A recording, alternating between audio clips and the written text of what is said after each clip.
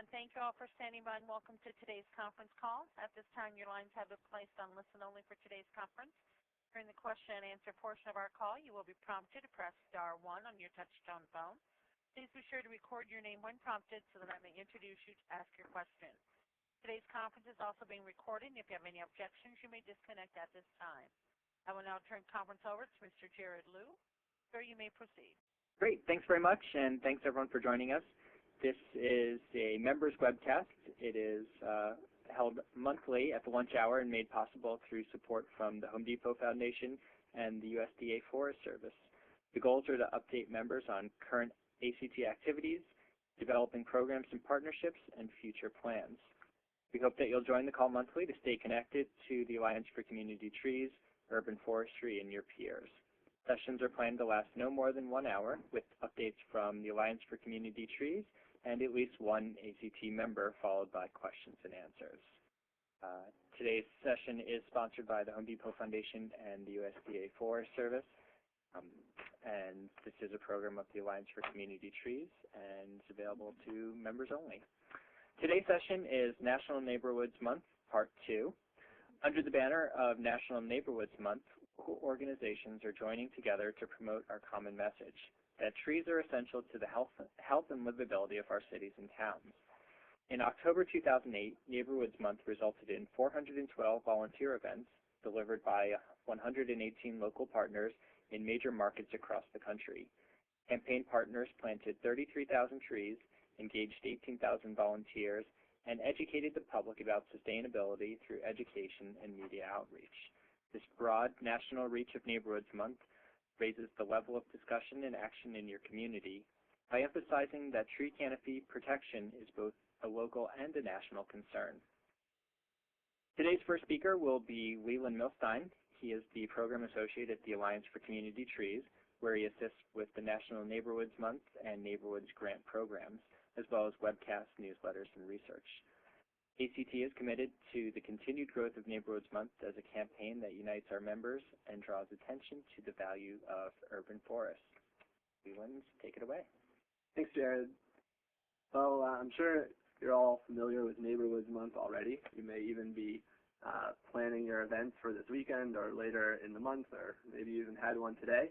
But I just wanted to give you a brief history of NeighborWoods Month and what it's all about, what we do. So NeighborWoods Month is a young and rapidly growing program. It began in 2005 when 28 local ACT members launched NeighborWoods Month as a united campaign to celebrate trees and to draw attention to the member groups' accomplishments in revitalizing their communities. Now, last October, just 3 years later, 118 groups held over 400 events all across the country. So that's 400% growth in 3 years. We're excited about that and looking forward to NeighborWoods Month this year in 2009. NeighborWoods Month is really a flagship program for us, and we're committed to continuing its growth. As a program, it not only supports local tree planting organizations and their efforts to make their neighborhoods cleaner and greener and healthier, but it's also a national campaign that unites our members and trumpets the values of urban forests in building successful, healthy neighborhoods.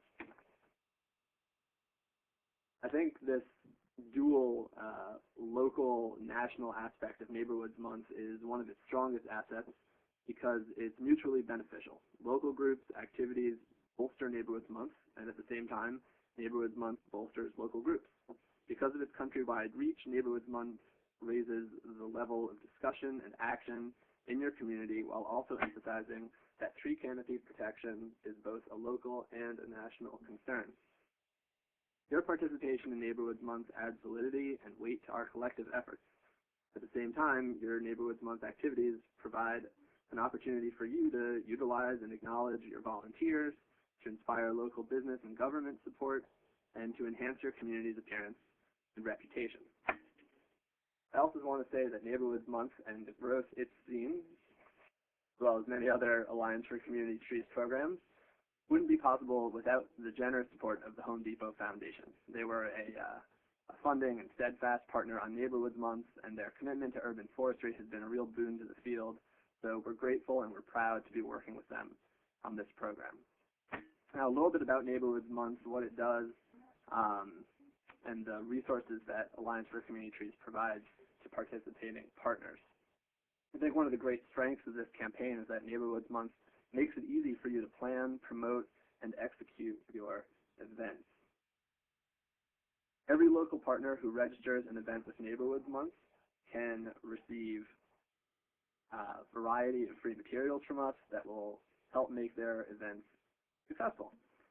Probably the most visible of these free resources is all the gear that we're going to send you or have already sent you.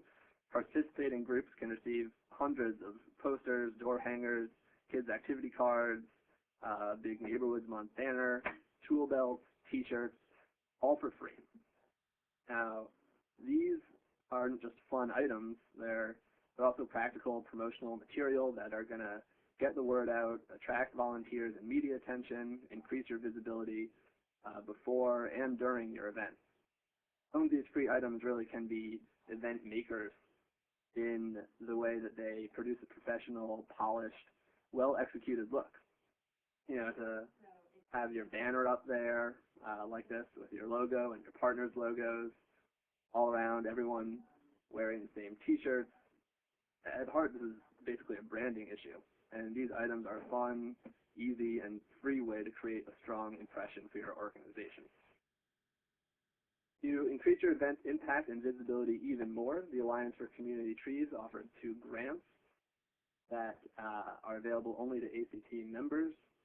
The first is the T-shirt grant, through which groups were able to get up to 25 free NeighborWoods Month T-shirts rather than the standard 4 T-shirts that are available to non-members. The second is the mini grant,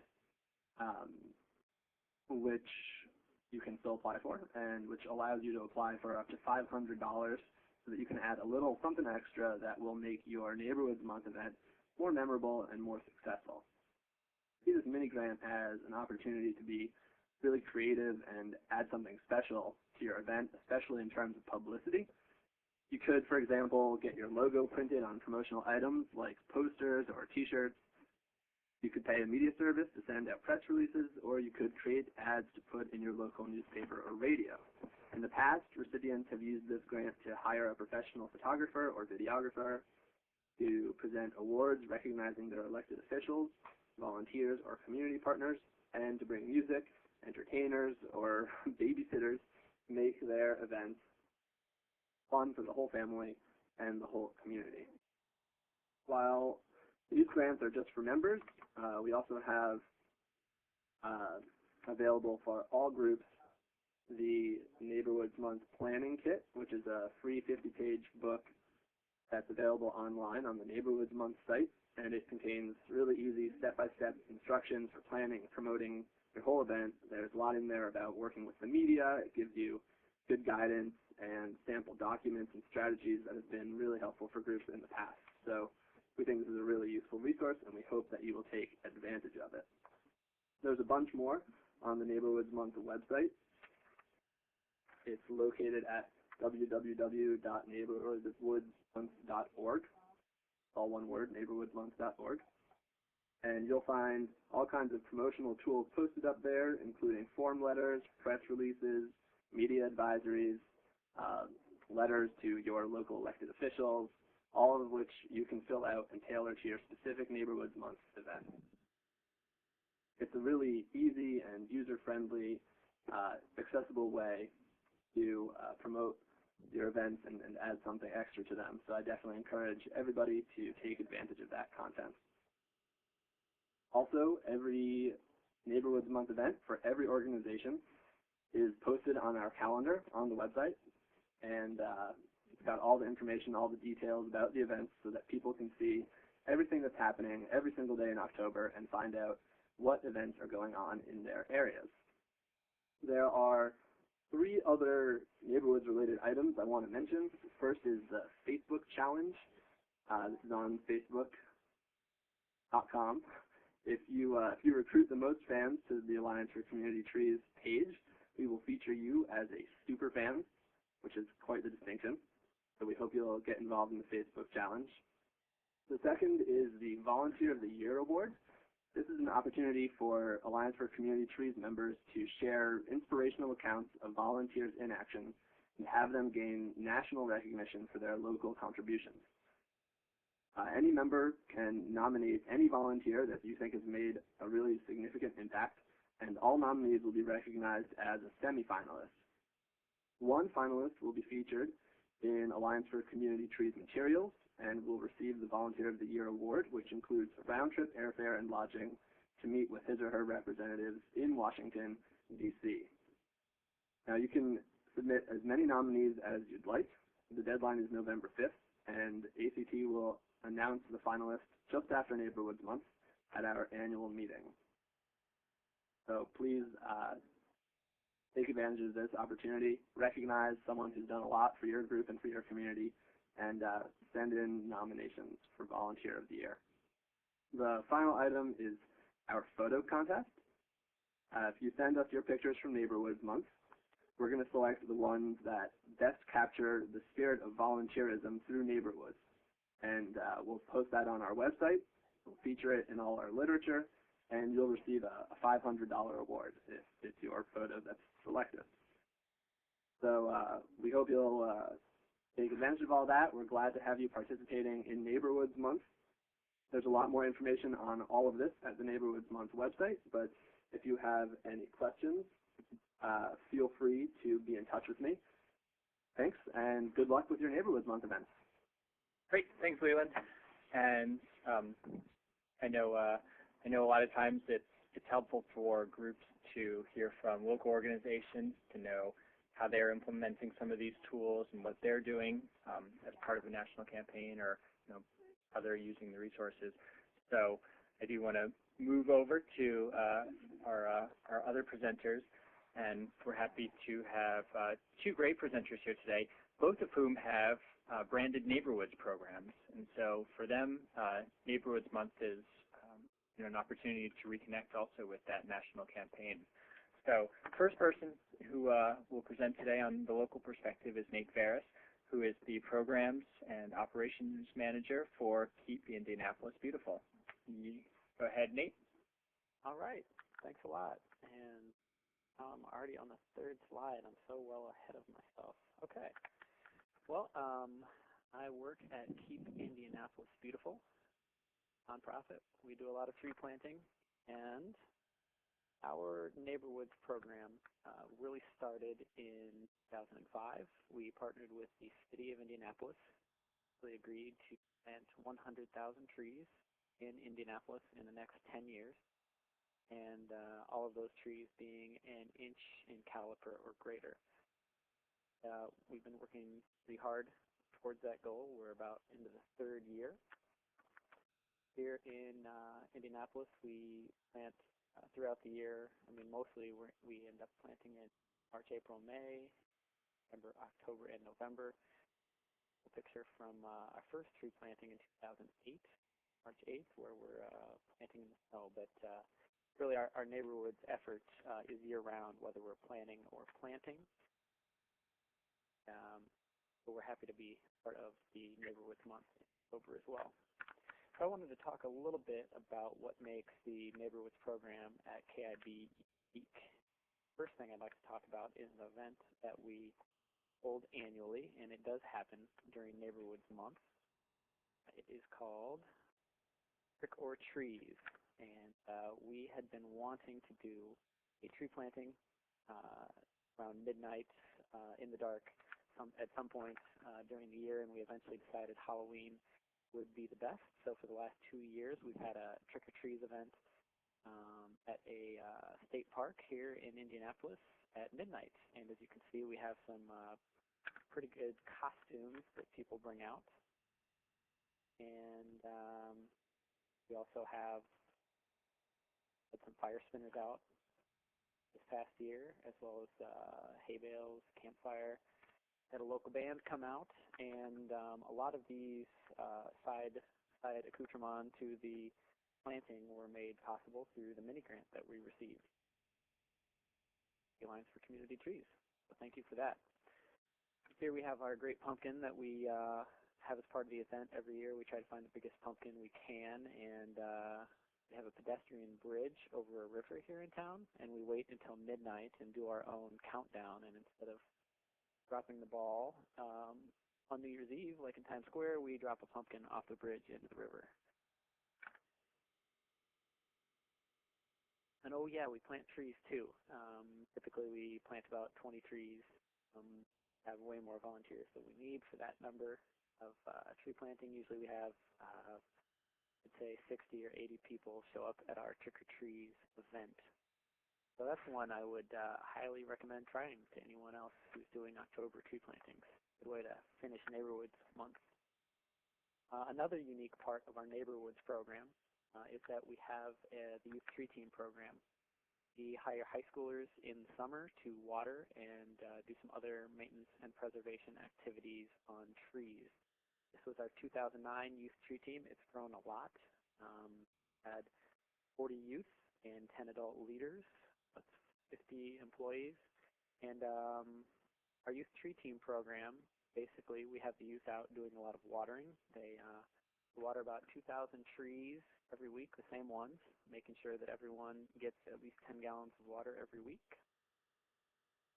When it's been wet out, they also do other preservation activities such as mulching trees to protect them from mowers, minor pruning, taking leaning trees. So these high schoolers are with us. They work in the summer, Monday, actually it should say Monday through Thursday on that slide. They work for us for 10 weeks in the summer, and they work 20 hours a week. We also keep them on in the fall and spring, so they work Saturdays for us, water and other. We are able to pay them $8 an hour. We try to be competitive, be a little bit more appealing than the local McDonald's. And we also offer the youth a lot of benefits besides just earning a wage. We give them a free lunch every day, which is good that some of them get a nutritious lunch. They don't always have access to that. We also try to educate them and give them some skills. So they do learn how to correctly water and mulch and prune and stake a tree. They also learn how to identify trees, which is what they're working on in this situation here. We also try to connect them with people in the green-collar industry. So they've met nurserymen who grow trees, landscape architects, all sorts of things like that. We also try to connect them to the environment here in Indianapolis. So we take them rafting on the river, the White River here in town, and we also take them to a forest to see trees, natural environment of trees. Just quickly, the application process for applying is 3 steps. You're seeing a picture of the first step where youth show up for a challenge day. We put them through a series of obstacles similar to what they would do in their normal job, moving buckets of water, wheelbarrowing mulch. This year we had 170 high schoolers show up for that first step of the application process. Here they are working as a team, buckets. The second step is after the challenge day, they have to volunteer at one of our spring tree plantings.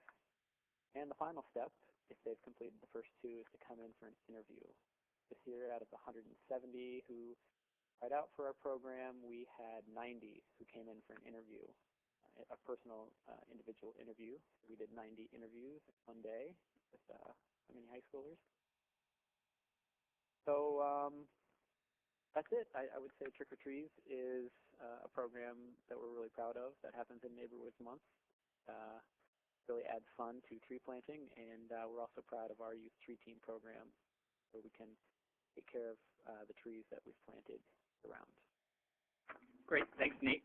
And yeah, that it's one of the particularly interesting things that I think was probably unforeseen about NeighborWoods Month, but we've had several Halloween-themed events, and I love them.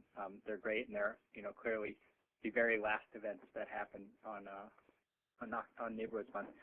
We, interestingly, have not ever had a Columbus Day event. I don't know what that would look like, or I guess for our Canadian friends, a Thanksgiving Day event for Canada. So that was great. Thanks very much. And we will move on to Renee. Renee Jones-Laflamme is the Executive Director for Our Neighbors, Rochester, Minnesota's Neighborhood Resource Center, where she has worked for 3 years on a variety of issues aimed to improve community livability. A one-woman show, Renee has developed and grown a diversity of programs, including community tree plantings, neighborhood cleanups, and helping neighbor associations to organize, budget, and plan for their futures. In 2007, Renee was awarded the Mayor's Neighbor Award and serves on the Rochester Public Schools Foundation Board. Renee received her BS in Speech Communication from the University of Wisconsin-Platteville and is currently studying with the University of Minnesota Community Leaders Fellowship Program, focusing specifically on the topic of gang awareness. When she's not working, Renee enjoys creating rescued recycled art and finds reading and listening to music among her passion. And we turn it over to Renee. All right, thank you so much. Geez, following after that last presentation, I feel like Our Neighbors is this little tiny fish in a big ocean, but wow, what that other group does is fabulous. We are funded through the city. It's in Rochester, Minnesota. And Rochester, just to give people a general idea, we're the third largest Minnesota city. We have a population of just over 100,000, and we have a very, very fiscally conservative city. Mayo Clinic and IBM kind of make up that structure that's created that really fiscally conservative state. What does Our Neighbors do? Really, our mission is to work with neighborhood leaders to give them the tools that they can organize their neighborhoods. We do that through neighborhood associations, and then different activities. Our programs all promote things that get neighbors out of their houses to work together and develop those relationships that create healthy neighborhoods. In the beginning, we really sold the idea of Our Neighbors to the city by volunteer engagement, and that there's all this power out there in neighborhoods that's kind of going unharnessed. That if we can just get people really engaged in their neighborhoods, that it's such a huge value to the city. And one of those things is through our tree planting program, which is called Our NeighborWoods, which we named before we knew about the NeighborWoods, the national group. So it's kind of a nice little tie-in. We kind of cheated there, I guess. Our NeighborWoods group started out just as Our Neighbors, just going into neighborhoods. This was before I became the executive director of Our Neighbors. Our Neighbors kind of went out into a certain neighborhood, just randomly picked a neighborhood and planted some trees. They didn't have a very good success rate. The trees didn't do very well. The neighbors didn't take care of them because they were never involved in the process. Since 2006, we've learned from our past mistakes, and now we choose neighborhoods based on the number of open tree spots and the activeness of the neighborhood association there. If the neighborhood association is very active and very interested in the trees, then we start working with them and we develop relationships that way. That way the neighbors are really engaged. They're excited about, yay, we get to fill these empty tree spaces, and they realize that trees are important. On Our NeighborWoods group, I really think the reason it's worked because I don't know anything about trees. My background is in communications. So for me, it was important to bring on people that had the expertise. So it wasn't just me sitting around a table with some volunteers saying trees are important. How do we get them planted and make them live? So most of the partners on our tree group are people that have expertise in that field, with the exception of the Olmsted County Youth Commission. And it was very important for me for the youth to be involved in these tree plantings because youth are a part of our neighborhoods, and the more engaged that our youth can be, the stronger our future is. That's how I feel. And also our local Quarry Hill Nature Center is very active also. Last year, our NeighborWoods committee has really just grown and grown and grown. When I first started the job in 2006, we didn't have a committee because all of the past trees that were planted had died, and there was no NeighborWoods structure at all. I had a gentleman call me on the phone. He said he had seen some past NeighborWoods pictures on our website, and he was interested in getting a group started. or he wanted to know what he could do. So now he is the committee chair and has grown, just done wonderful things for our group. He's really patient and very knowledgeable in trees. And last year we just continued to grow. And as far as the engagement of our local government, because that's how all of our tree plantings are funded. And at this point, even with the economy and the state it's in, and even with the fiscally conservative nature of Rochester, at this point we have more tree money than we can actually put in the ground with the staff and the power that we have behind us. So we're looking to, when we're working on strategic planning, we're looking at bringing some interns in to help with organizing more tree plantings. I mean, what a great problem to have too many trees to plant. We have a tree planting coming up on October 3rd in the Slatterly Park neighborhood.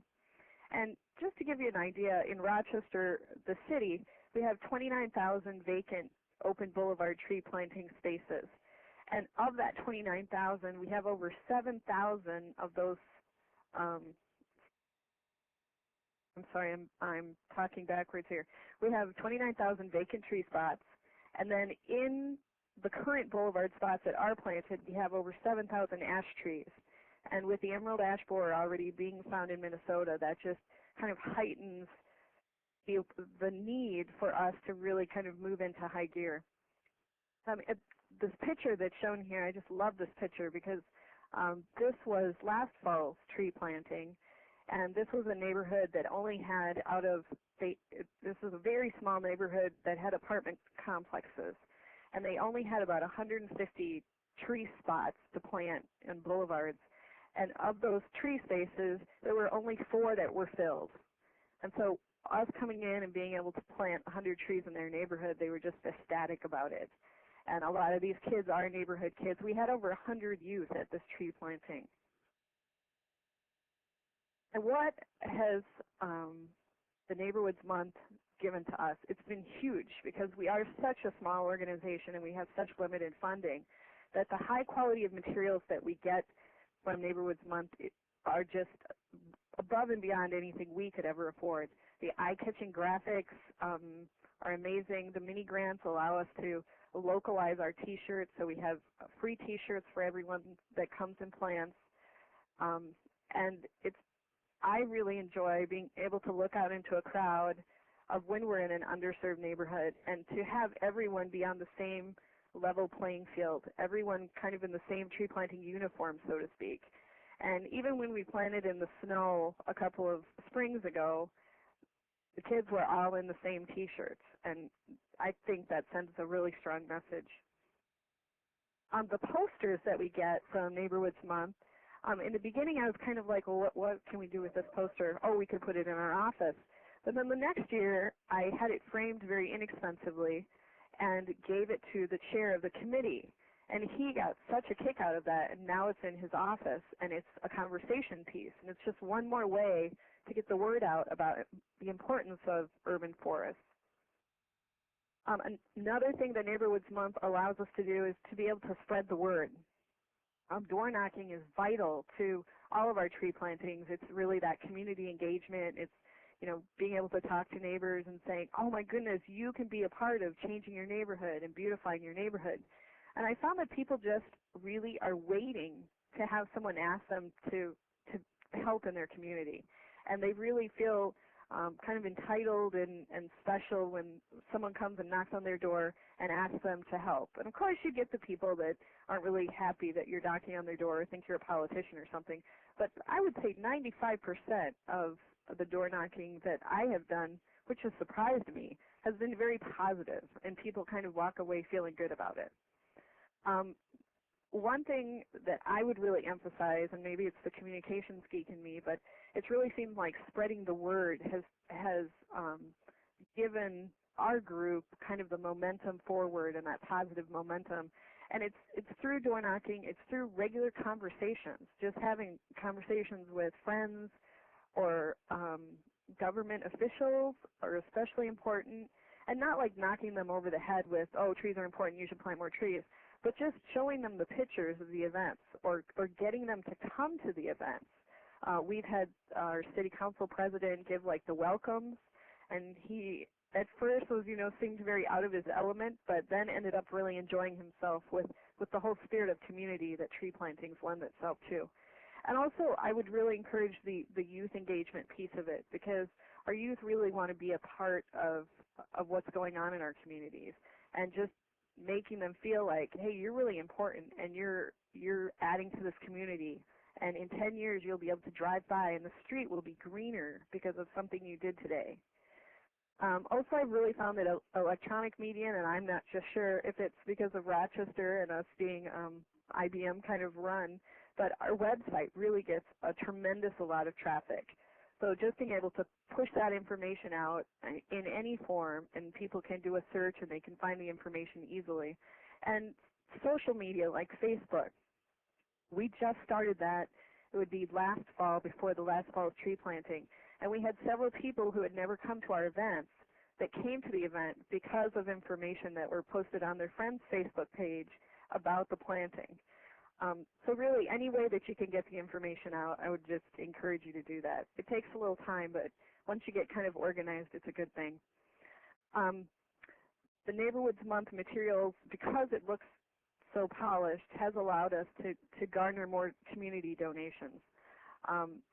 Even though refreshments at a tree planting seems kind of like, well, isn't it important to have the shovels and the things like that? Yes, those things are important, but for people to feel welcome and to feel like it's kind of a festive atmosphere is really an important piece of that too. So this graphic here on the screen is actually the T-shirt graphic that will be on the backs of our T-shirts coming Saturday, and I'm hoping that the weather is good. Right now it's really cold and rainy out. So it's not just about the trees, it's about the free T-shirts, it's about the refreshments. And then once you get people there and they're planting and they're side-by-side people they've never met, and there's kind of just that organic energy that happens when people realize, oh, I'm making a difference and I'm able to help plant these trees, they'll come back and they'll be excited about trees even if they know nothing about them.